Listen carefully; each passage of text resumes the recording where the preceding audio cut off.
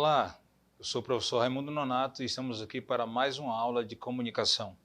Hoje falaremos a respeito da fala humana, o lado individual da linguagem. A palavra-chave para o nosso entendimento nesta aula é a palavra repertório. O que é repertório? Repertório é uma espécie de bagagem que eu carrego comigo. E que tipo de bagagem é este? A bagagem intelectual. E dentro do universo da linguagem, a fala humana me exige que tenha um repertório. O meu vocabulário, a quantidade de palavras que eu domino, os sentidos que eu posso atribuir às palavras que eu utilizo, os espaços de interação social, comunicativa que eu posso ocupar. Então, na fala humana, prepondera o lado individual. Isso quer dizer que, ao falar, eu escolho aquilo que vou dizer. Lembra daquele antigo ditado que é quem fala, fala o que quer e quem ouve, ouve o que não quer? Isso é uma realidade. Quem fala, fala o que quer e quem ouve, acaba ouvindo o que não quer.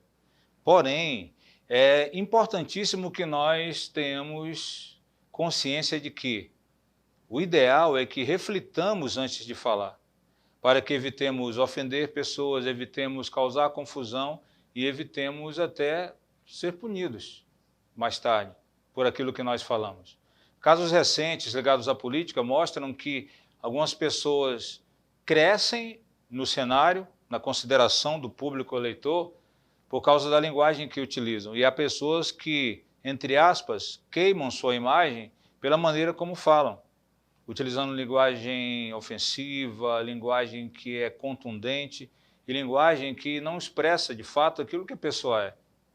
Note, dentro deste universo da fala humana e o aspecto da individualidade, existe algo que é uma segunda palavra-chave para o nosso entendimento, que é a palavra preconceito. E preconceito aqui é preconceito linguístico. O Marcos Banho, um teórico brasileiro, descendente de italianos, mas nascido no Brasil, uma das maiores autoridades em linguagem, ele produziu um livreto de bolso intitulado O Preconceito Linguístico. E lá ele demonstra que as pessoas são medidas também pela forma como falam. As pessoas que vêm de regiões mais remotas do interior do país e que não tiveram formação escolar ou acadêmica, às vezes tropeçam na pronúncia de algumas palavras.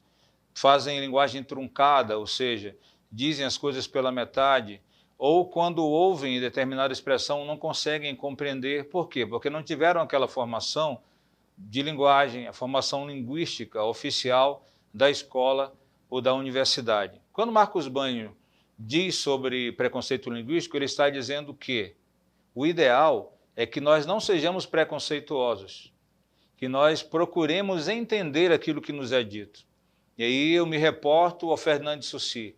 Há um outro capítulo do livro Curso de Linguística Geral, em que o título é Mutabilidade e imutabilidade. O que é mutável? O que é mutabilidade? Mutabilidade é o fenômeno de algo que era de uma maneira passar a ser de outra, ou seja, a transformação de algo ao longo de um determinado tempo, quer seja ele longo, médio ou imediato. Então, a mutabilidade é isso. E a imutabilidade é o procedimento de algo não ser modificado, ou mesmo que, sendo modificado, ele possa ser compreendido na sua essência. Vou exemplificar para você. Certa vez eu perguntei a alunos de uma turma de ensino médio se eles iriam a certo evento oferecido pela escola, um evento cultural, de visita ao teatro. E uma moça disse para mim assim: professor, a gente não vamos, porque não dá. A gente não vamos porque não dá. Aí você fica surpreso. Pré-finalista do ensino médio utilizando essa expressão. Merece ser condenada? Não, porque ela sabe como dizer corretamente.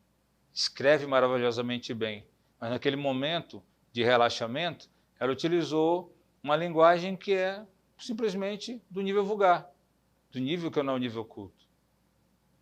Aí você pergunta, mas você entendeu, professor, o que a aluna disse? Sim, eu entendi. Ela cometeu uma mutabilidade. Por quê? Porque ela mutou, ou seja, modificou a estrutura das palavras que ela pronunciou. Ela cometeu a mutabilidade. E eu, segundo a teoria de Fernand de Saussure, exerci a condição de imutabilidade. E o que é isso? É, ao ler ou ouvir determinada fala, determinada escrita, mesmo que ela esteja fora do padrão gramatical, eu entendo corretamente. Eu entendo corretamente. Está claro para você? Nós fazemos isso todo dia. Todos os dias fazemos isso. Quando nós ouvimos algo pronunciado de maneira errada, algo pronunciado erradamente, no nosso cérebro processa-se a imutabilidade, que é o quê? Mesmo havendo uma recepção errônea, o meu cérebro processa e eu compreendo de maneira correta. Olha só que coisa interessante. A fala humana é sim um atributo individual, porque o falante é quem decide aquilo que vai dizer. Observemos também que dentro do universo da fala humana, nós temos um fenômeno que acontece com as línguas do mundo inteiro, que é o chamado empréstimo linguístico. Você já ouviu falar sobre isso? É muito interessante. O empréstimo linguístico ocorre quando eu, sendo um falante e escritor em língua portuguesa, assimilo, pego para mim, de maneira individual ou coletiva até, uma palavra da língua estrangeira e coloco dentro do meu idioma. Há palavras que foram tão bem assimiladas que elas passaram por um processo de aportuguesamento. Por exemplo, o esporte mais praticado no Brasil, aquele que o brasileiro mais gosta, é o futebol. E note, a sua origem é do inglês, foot, pé, ball, bola. E nós escrevemos futebol, handball, handebol, voleibol, vôlei, V-O-L-L-E-Y. Nós escrevemos V-O, circunflexo L-E-I. E o ball de bola, B-A-L-L, nós colocamos ball. Olha só que coisa interessante. Nós emprestamos palavras do russo, como estrogonofe, né?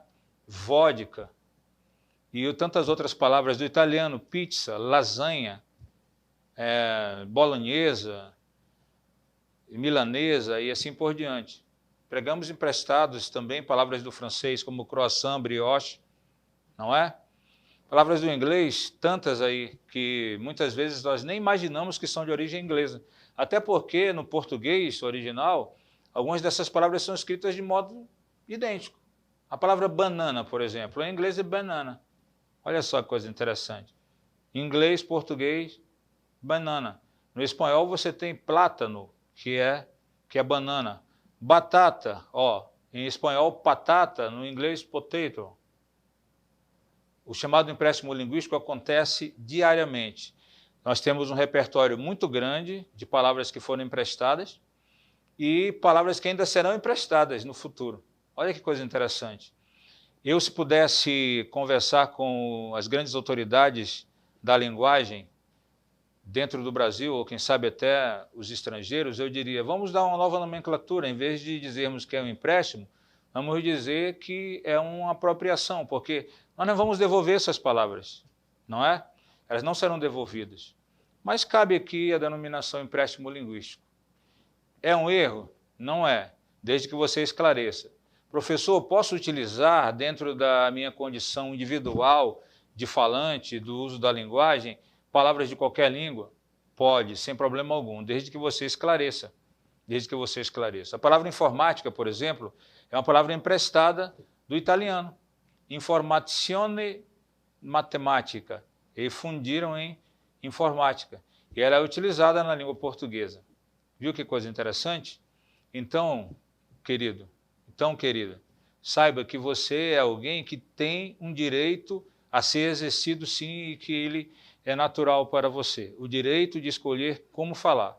Agora saiba, toda escolha traz resultado. Você deve medir, então, no momento de falar, aquilo que você vai falar, para que você seja bem entendido, para que você não seja depois avaliado de maneira negativa e assim tenha sucesso no seu dia a dia. Muito obrigado, nós nos encontraremos na próxima aula. Até lá!